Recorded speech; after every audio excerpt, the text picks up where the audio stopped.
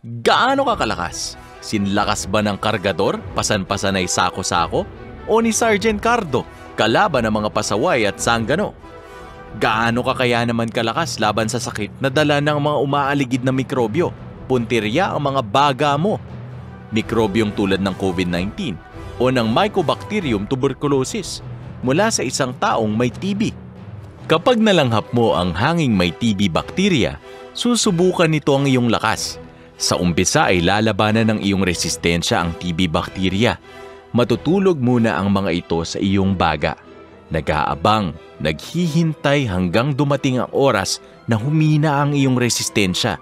Magigising na sila at maghahasik ng sakit. Ikaw ay uubuhin o lalagnatin ng di maipaliwanag o mangangayayat ng di naman nagpapapayat o sa gabi na may pinagpapawisan. Kung tuloy-tuloy ang isa sa mga sintomas na ito at umabot na ng 2 linggo, magpa-check up agad dahil baka umaatake na ang dating natutulog na mga mikrobyo. May TB naman na walang ganitong mga sintomas at umaatake sa ibang bahagi tulad ng iyong leeg, buto, tiyan o utak. Ang TB ay nagagamot.